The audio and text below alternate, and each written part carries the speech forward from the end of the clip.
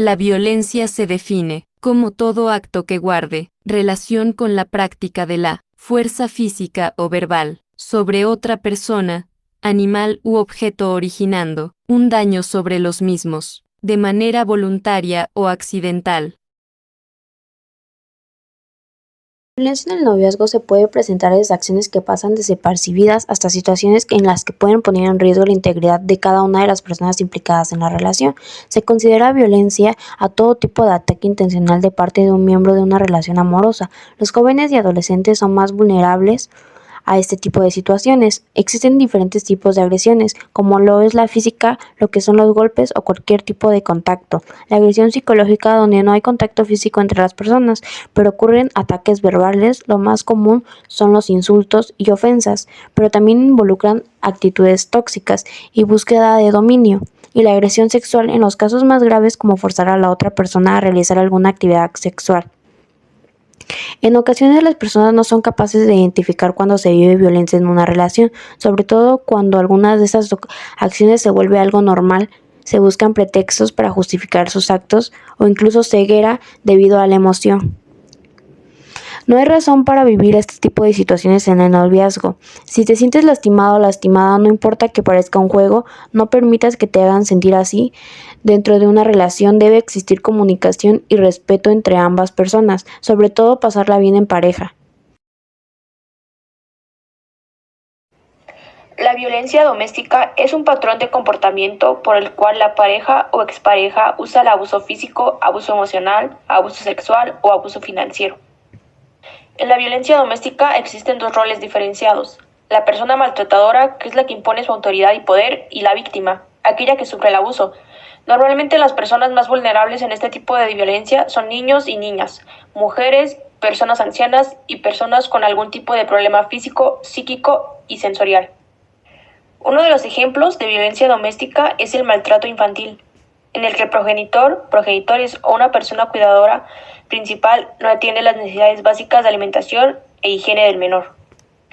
Tipos de violencia doméstica: violencia de pareja, violencia ejercida por progenitores a sus hijos e hijas, violencia filioparental, violencia hacia personas mayores, violencia entre hermanos o hermanas. La tasa de violencia doméstica alcanzó los 547 casos por cada 100.000 habitantes en 2020, mucho mayor a la tasa de 334 casos en 2015. Violencia escolar. ¿Qué es la violencia escolar?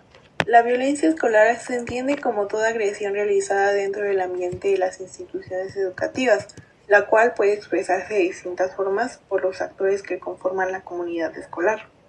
Las características del acoso escolar son intencionalidad, persistencia, asimetría de poder y naturaleza social del fenómeno, así como también posesión de armas. Es muy bien sabido que los alumnos que llevan armas a la escuela por cualquier motivo presentan una amenaza seria para la seguridad escolar. Los esfuerzos para obtener, preparar o usar armas pueden indicar el progreso de un pensamiento a la violencia actual y deberían ser tratados como una ofensa seria. Un interés repentino e intenso en las armas como pistolas, bombas, también podría indicar problemas y justifican un monitoreo adicional. Por otra parte, la agresión verbal, también conocida como la intimidación, está fuertemente asociada con la violencia escolar. Aparte del daño emocional que genera la intimidación, suele servir como propulsora de la violencia física. Las bromas, intimidaciones y amenazas de dañar a unos u otros siempre deben ser tomados con seriedad. Según el Servicio de Referencia de Justicia Criminal Nacional, más de 3/4 de los tiradores escolares habían amenazado anteriormente o intentado el suicidio. Los estudiantes pueden ayudar a prevenir la violencia escolar, informando sobre incidentes de intimidación a las autoridades en cuanto estos tienen un lugar. La actividad de las pandillas.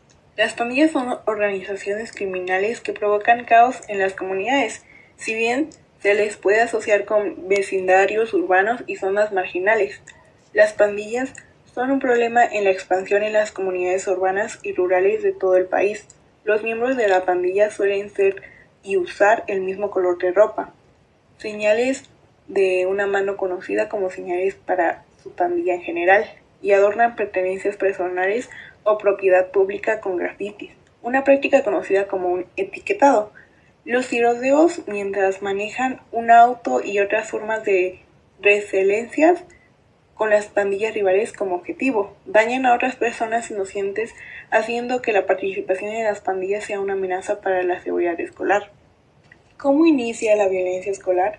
En muchos casos, la violencia en el ambiente escolar deriva de un entorno que acepta y legitima las conductas violentas, debido a la cultura creada de agresiones que se tienen en la sociedad, aunado a la falta de la cultura de respeto a los derechos humanos de las niñas, niños y adolescentes.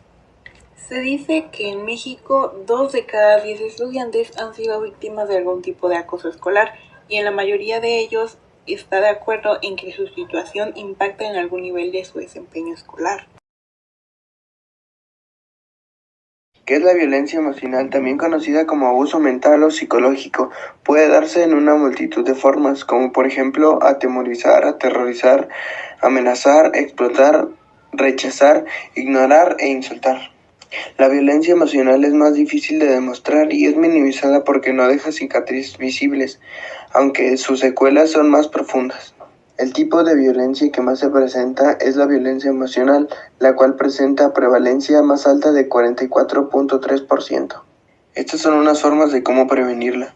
1. Presta atención a los intentos de humillarte, restarte validez y criticarte. 2. Identifica los comportamientos relacionados con el dominio y el control. 3.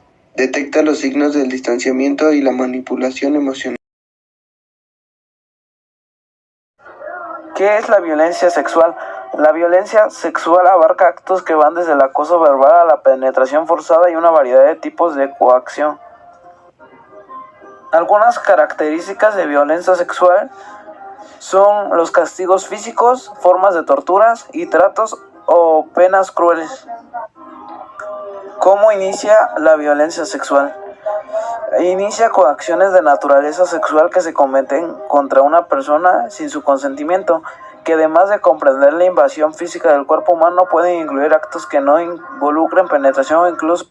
A nivel nacional, 19.2 millones de mujeres fueron sometidas en algún momento de su vida a algún tipo de intimidación, hostigamiento, acoso o abuso sexual. Por cada 9 delitos sexuales cometidos contra mujeres, hay un delito sexual cometido contra hombres. Asimismo, en 2018, mujeres fueron víctimas de delitos sexuales en México. Sufrieron una violación sexual y 682,000 mujeres fueron víctimas de hostigamiento, manoseo, exhibicionismo o intento de... ¿Cómo prevenir la violación sexual? Todos deberíamos tomar medidas en contra de la violación sexual en la comunidad, como lo es denunciar, ayudar a crear un ambiente de trabajo escolar seguro, ofrecer apoyo, educar a sus hijos, enseñar a los adolescentes acerca del consentimiento, crear una distracción, entre otras cosas. La violencia de género nos afecta a muchísimas mujeres y de muchísimas maneras, de muchas que ni cuenta nos damos, más allá del acoso o del abuso. La aspiración profesional y sus limitaciones, por ejemplo, es otra de las aristas.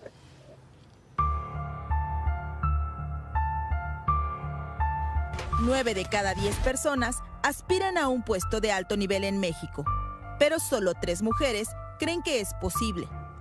Solo una de 200,000 podrá lograrlo. Son datos de una ambición, 2 realidades. Un estudio de Women Matter para representar la situación de las mujeres profesionistas en nuestro país. Con la participación de 50 empresas, el análisis detalla que solo el 15% de las empresas en el país cuentan con mujeres en los puestos de alta dirección. Revela que estas organizaciones tienen 55% mayor rentabilidad. A pesar de esto, el papel que las mujeres desempeñan en estas empresas, 1 de cada 3 no tiene objetivos ni programas para incrementar su participación. Sin embargo, 3 de cada 4 hombres consideran que las mujeres están suficientemente representadas en los altos niveles de una empresa.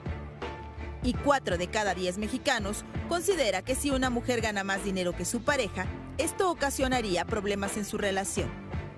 En cuestión salarial, el estudio de Women Matter revela que las mujeres perciben hasta 22% menos que los hombres en altos cargos. De acuerdo con la OCDE, México es el segundo país en Latinoamérica con la menor tasa de participación laboral femenina. solo 4 de cada 10 empleados. Casi el 60% está enfocado a los empleos informales y el 75% de las mujeres universitarias no cuentan con un empleo remunerado. Mientras los hombres dedican 2 horas y media al trabajo no remunerado, como el cuidado de los hijos, las mujeres invierten 7 horas.